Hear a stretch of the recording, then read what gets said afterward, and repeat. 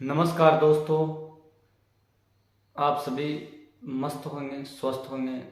और मैं आपका मित्र एसएल मोड सर, जो अब तक अपनी तैयारी में व्यस्त था और कैसे मैंने अपने जीवन में पुलिस से असिस्टेंट प्रोफेसर के इंटरव्यू तक का सफ़र तय किया, इस बारे में हम आगे बातें करते रहेंगे।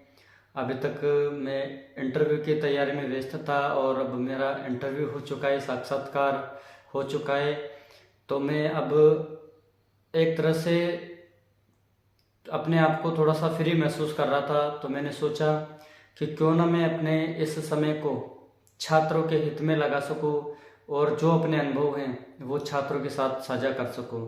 तो इसीलिए मैं आज ये अपना पहला यूट्यूब वीडियो लेकर आज आपके सामने उपस्थित हूँ। और जितना मेरा अनुभव है, जितनी मेरी जानकारी है, वो मैं आपके सामने शेयर करता रहूँगा। और हम YouTube channel SL mode sir YouTube channel के माध्यम से मिलते रहेंगे।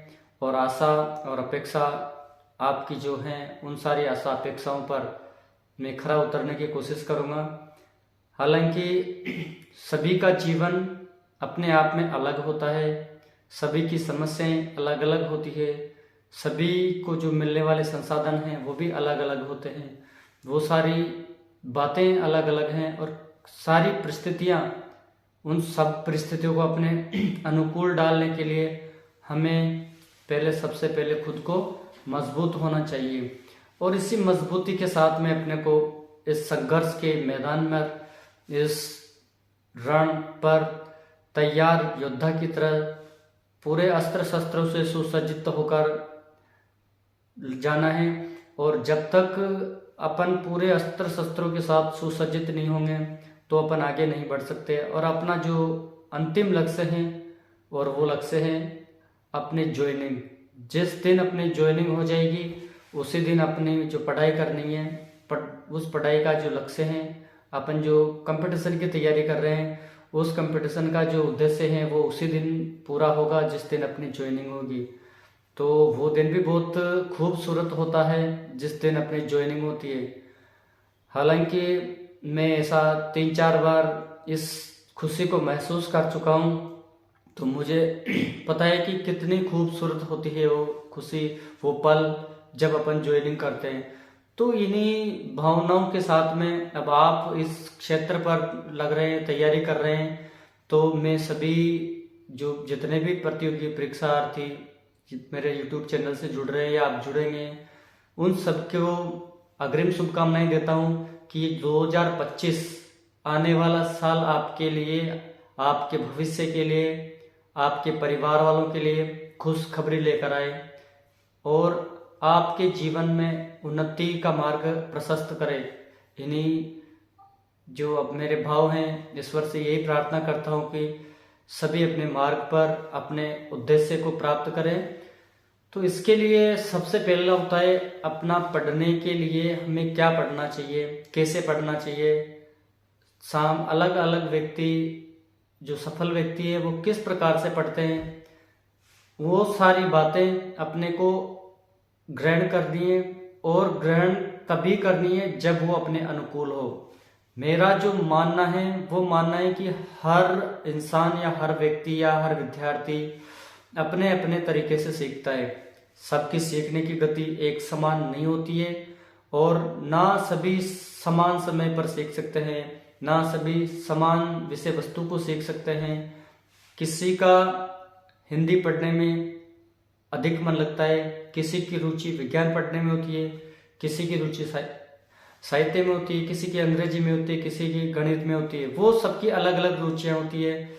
लेकिन हमें उन सब बातों में जो ध्यान रखने की बात है वो है कि हमारा जो सिलेबस है वो सिलेबस क्या है, और हमें जो तैयारी करनी है उस बिल्कुल सिलेबस के अकॉर्डिंग करनी है।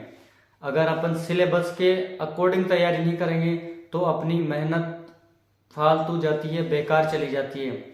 इसलिए अपनी मेहनत बेकार नहीं जाए, वो अपने उद्देश्य प्राप्ति में सहायक बने, ऐसा प्रयास अपने को करना है। और इसके लिए अपने को सबसे पहले जो तरीके अपनाने हैं, जो रणनीति अपनानी है, वो रणनीति क्या होनी चाहिए।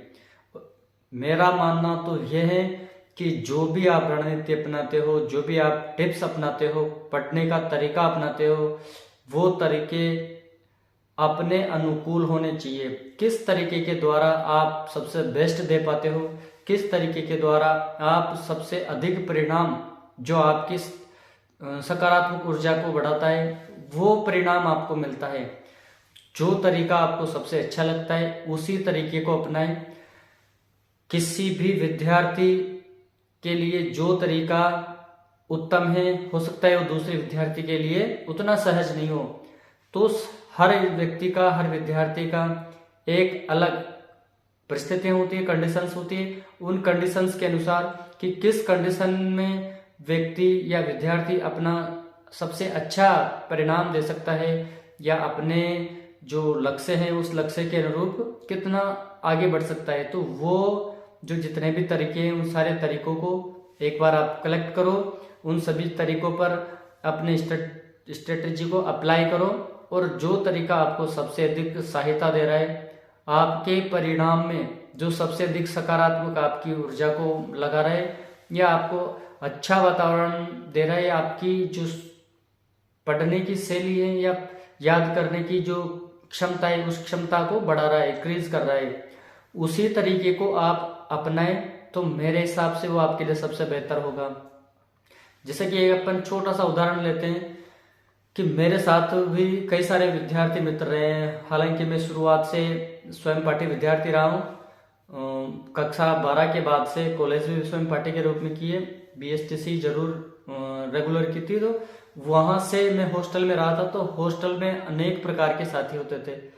कोई रात की 12 बजे, 2 बजे, 4 बजे तक पढ़ता है, कोई शाम को 8 बजे सो जाता है, सुबह 2 बजे उठकर पढ़ता है, कोई रात भर पढ़ता है, दिन भर सोता है, कोई दिन भर पढ़ता है, रात भर सोता है। तो वो सबके अलग अलग तरीके थे। अगर मैं आपसे कहूँ कि मैं इस प्रकार से पढ़ता था, तो वो तरीका हो सकता है आपके लिए अप्लाई हो या नहीं हो।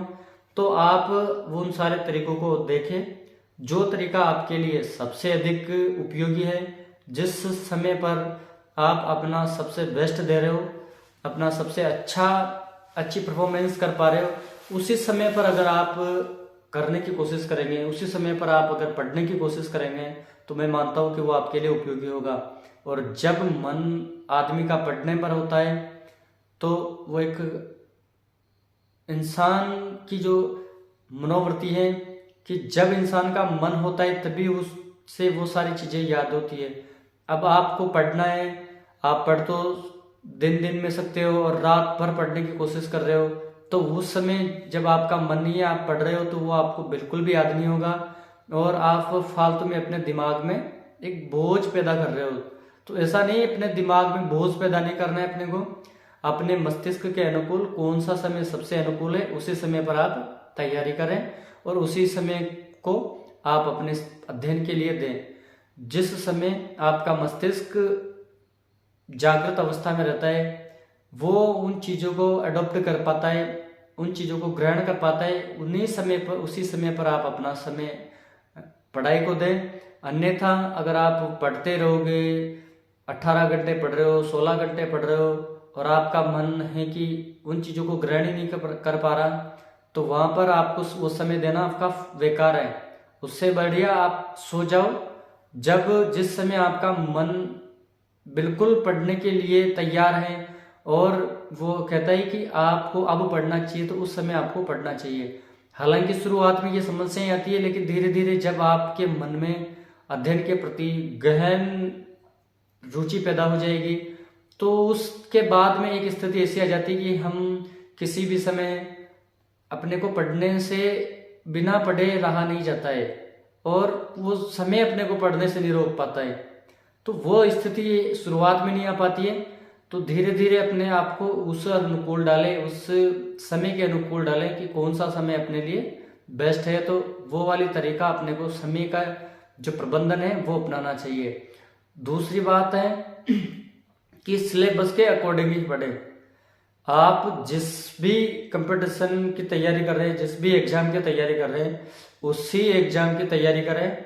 और जिस एग्ज़ाम के लिए आप स्वयं को कंफर्ट जोन में महसूस करते हैं कि यही मेरा कंफर्ट जोन है, मैं यहाँ पर अपना बेहतर दे सकता हूँ, तो उसी स्थान पर या उसी फील्ड में अपना देने की कोशिश करें।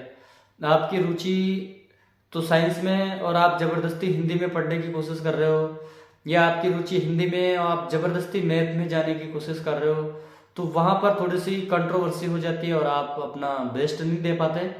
तो उस स्थान पर आपको थोड़ा सा नुकसान होने की संभावना है। हालांकि अगर मेहनत करें तो सब कुछ हो जाता है, और मेहनत के आगे तो कहते हैं ना कि ऐसा कोई सा कार्य नहीं है, असंभव कुछ भी नहीं है, अगर करे दुनिया में तो सब कुछ संभव है। तो आज ये अपना केवल एक इंट्रोडक्शन वीडियो था, और मेरा पहला वीडियो ही है इस चैनल पर। SL मोड सर इसी नाम से अपना चैनल है, और इस पर आप जुड़े रहें और अपने साथियों को बताते रहें। जो विद्यार्थी हिंदी से हैं और हिंदी से अपनी तैयारी कर रहे हैं वो मुझसे बेशक जुड़ सकते हैं, क्योंकि इसी चैनल पर अपना मिलना जुलना होता रहेगा। और जो भी आपकी समस्या है अध्ययन से संबंधित या किसी भी प्रकार से परीक्षा से संबंधित, आपको कोई डाउट्स है, किसी भी प्रकार की समस्याएं हैं, आप अपने आपको जब किसी संकोच में पाते हैं या दुविधा में पाते हैं, तो बेशक मुझे याद कर सकते हैं अपने इसी YouTube चैनल पर SL मोड सर पर। और मैं आशा और अपेक्षा के साथ आप सभी को शुभकामनाएं देता हूं कि आप जल्दी से अपने माता पिता के सपनों को साकार करेंगे और उनकी उम्मीदों पर खरा उतरेंगे। इन्हीं शुभकामनाओं के साथ SL मोड सर, धन्यवाद साहब, राम राम।